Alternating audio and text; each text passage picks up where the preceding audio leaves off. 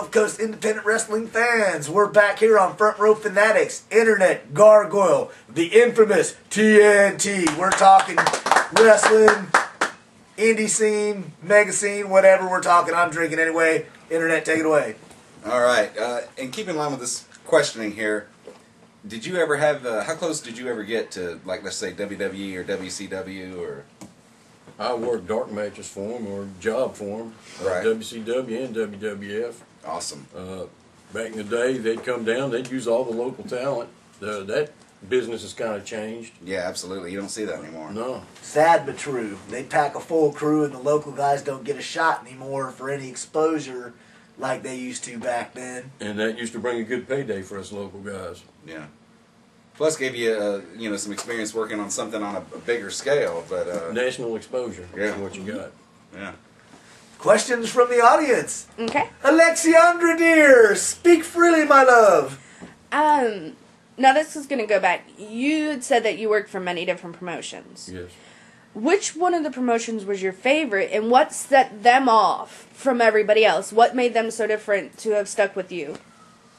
Sika's WWF company was the best one I worked for. Okay. It was professionally run. A lot of good talent would come from New York and Atlanta. The money was always there. It was a good company. And we had a good crew. Okay. Now, this is going to be the difference between when you were active and now.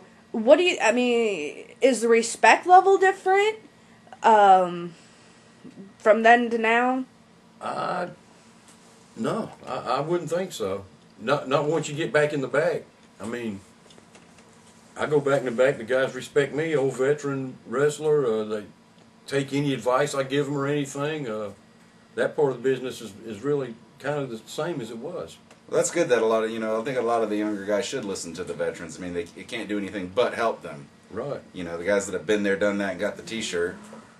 And once you think you can't learn anything else, you need to hit the bricks because you're done. You're done. Because you can learn something new every day from anybody. You got that right. There's a lot. We've talked to several different veterans, and most of them say to this day, I still learn something. Mm-hmm. How to tell a story here, or get the crowd over here, or get them to pop here. There's never ending to how much you can learn. It's a never-ending lesson. Awesome. What has been your worst experience in your very long career?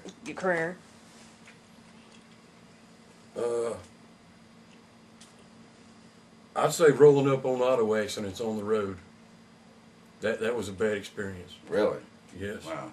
Driving down the highway from cover one show to another. We cover a lot of miles, and you see a lot of crazy stuff on that road. Wow, I didn't think about that. That is true. See, and that's one of those, bam, shock you out of the blue answers because you didn't think it, she didn't think it, I didn't think it. We're thinking he's gonna talk shit about some promoter who's fucked him over out of some money or something. Then you go, bam, running up on an auto accident, which is something that the average casual fan does not think about. The legwork that pro wrestlers do, especially if you're on the indie scene too, is getting in the car and driving hundreds of miles, man. Yeah, that's part of it, man. Taking turns. Okay, it's my turn to sleep, and I got to drive in 2 hours. Bam, and that's an eye opener. Even for someone as cynical as me, I can be honest. I would never thought of that as what your answer would be. So Okay, I have one more. Go ahead, keep on talking, babe. If I get too personal, please. Tell me.